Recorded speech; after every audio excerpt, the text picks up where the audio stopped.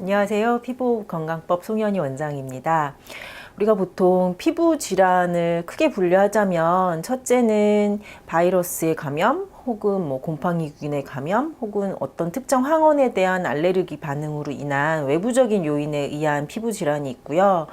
두 번째로는 자반증, 만성 두드러기, 아토피, 만성 피부염과 같은 피부의 면역 기능의 이상이나 재생력의 저하로 인한 만성적인 피부 질환들이 있습니다.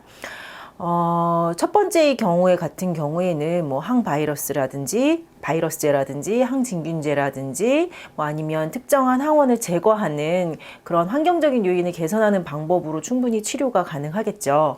그리고 두 번째 경우에 같은 경우에는 증상을 제어하는 것도 중요하지만 그것보다는 조금 더 근본적으로 면역 기능을 회복시키거나 피부의 재생 능력을 향상시키는 피부호흡을 되살리는 쪽으로 치료 방식을 접근해야 합니다. 보통 한의학에는 표치와 근치라는 개념이 있습니다. 쉽게 말하자면 표치는 증상을 제거한다, 증상을 제어한다 라는 뜻이고요. 근치란 그것보다도 조금 더 근본 원인, 그런 증상이 나타나게 된 원인을 제거한다 라는 표현입니다. 피부호흡 건강법이란 이 표치와 근치를 적절하게 배합하여서 조금 더 근본적인 피부 질환을 치료하면서 증상도 함께 제어하는 치료법이다 라고 정리할 수 있겠습니다. 보통 우리가 피부 질환이 생기면 항히스타민제라든지 스테로이드제를 복용하거나 바른다거나 하는 방법으로 증상을 제어하는 치료에 초점을 맞추게 되는데요.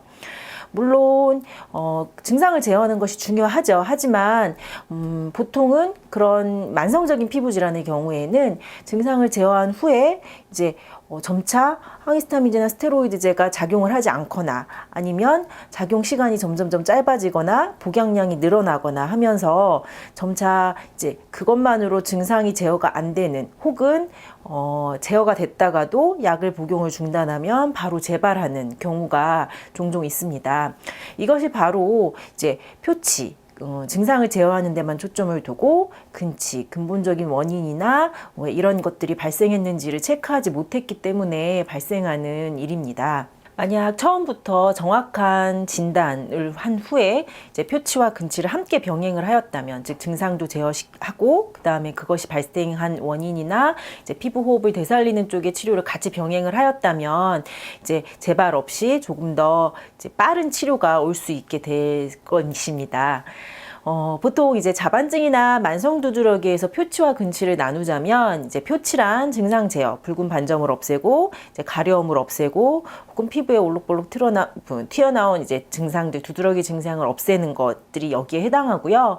방법으로는 이제 해독법도 있고요. 그다음에 훈증하는 훈증 발표법도 있고요. 그다음에 외용제요법도 있고, 그다음에 한의학을 를 통해서 이제 증상을 제어하는 방법도 있고, 혹은 필요에 따라서는 적절한 시기에 소염제라든지 스테로이드제, 항히스타민제 등의 복용도 여기에 해당합니다.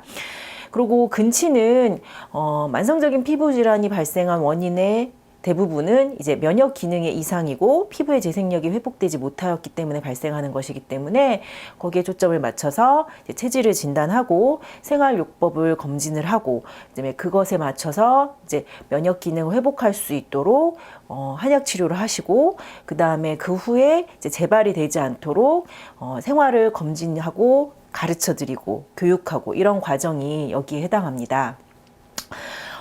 피부에서 우리가 증상이 나타나는 것은 우리 몸에 이상이 있다는 것의 신호를 자꾸 내보내주는 것인데요.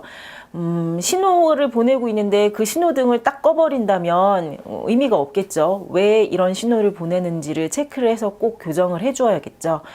피부호흡 건강법은 이렇게 표치와 근치를 적절하게 배합하여서 정확한 진단 후에 증상도 제어하고 그 다음에 그것이 일어난 원인도 바로 잡고 피부에 왜 신호를 보내는지를 체크해서 치료하는 방법입니다.